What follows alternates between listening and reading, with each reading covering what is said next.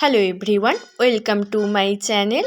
আর thumbnail দেখে তোমরা নিশ্চয়ই বুঝে গেছো আজকে কিসের ওপর ভিডিও বানাচ্ছি। হ্যাঁ, একটা সাধারণ কুলোকে কিভাবে অসাধারণ সুন্দর কুলো বানানো হয় ওটার ওপরই ভিডিও করেছি। ফার্স্টে কুলোটাকে একটু কাপড় দিয়ে মুছে নিয়েছি, তারপর কী রং ব্যবহার করছি সেটা তোমাদেরকে দেখিয়েছি, এবং তুলিটাও।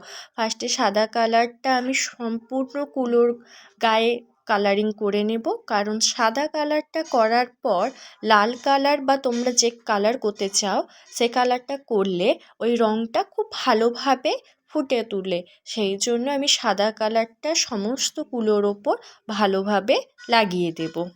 বাঙালিদের প্রত্যেকটি শুভ কাজে কুলো ব্যবহৃত হয়ে থাকে। বাঙালিদের কাছে কুলোটা শুধু কুলো নয়, একটা শুভ চিহ্নের প্রতীক হিসাবে ধরা হয়। এখানে আমি লাল ফেব্রিক অ্যাক্রিলিক কালার ইউজ করেছি। তোমরা ভালো করে দেখবে, আমি ওই লাল কালারটি সমস্ত কুলোর গায়ে ভালোভাবে করে নেব। হ্যাঁ, মাঝখানটিতে আমি লাল কালারটা ব্যবহার করব না, কারণ মাঝখানটিতে আমি একটু হলুদ ভাব রাখবো। কুলো অমসৃণ, তাই ভালোভাবে যাতে রঙটা লাগে সেদিকে তোমাদেরকে নজর রাখতে হবে। আর ভিডিওটা স্কিপ না করে সমস্ত ভিডিওটা ভালোভাবে দেখবে। আমি কুলোতে রং করা থেকে কুলোতে কিভাবে গ্লেজ আনা হয় সমস্তটাই একটা ভিডিওতেই আমি দেখিয়েছি, যাতে তোমাদের অন্যান্য ভিডিও না দেখতে হয়। লাল আর সাদা যে কোম্পানির কালার আমি ইউজ করেছি, হলুদটাও সেই কোম্পানিরই আমি ব্যবহার করেছি। দেখতেই পাচ্ছ মাঝখানটা হলুদ রেখেছি আর রং মেশানোর চেষ্টা করছি। আমার সমস্ত রং করা কমপ্লিট। এবারে মেন কাজ হচ্ছে কলকা করা। মিডিলে আমি স্বস্তিক চিহ্ন ব্যবহার করেছি। হ্যাঁ, বাঙালিদের কোনো শুভ কাজেই স্বস্তিক চিহ্ন ব্যবহৃত হয়ে থাকে, তাই আমি এখানে কুলো স্বস্তিক চিহ্ন ব্যবহার করেছি।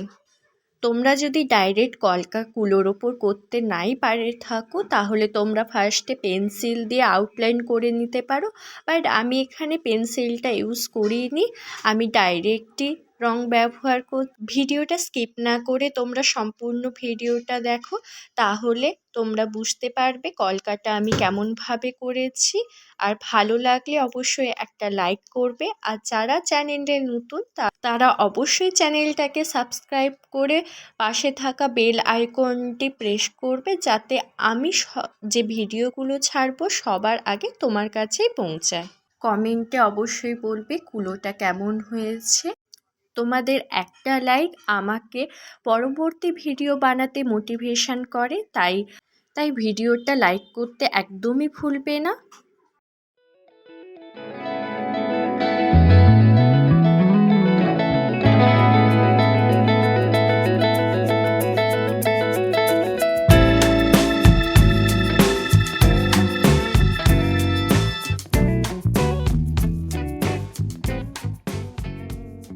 কলকার এই ডিজাইনটা করতে একটু সমস্যাই হয়ে থাকে, বুঝতে পারি না কোথা থেকে কোথায় শুরু করব।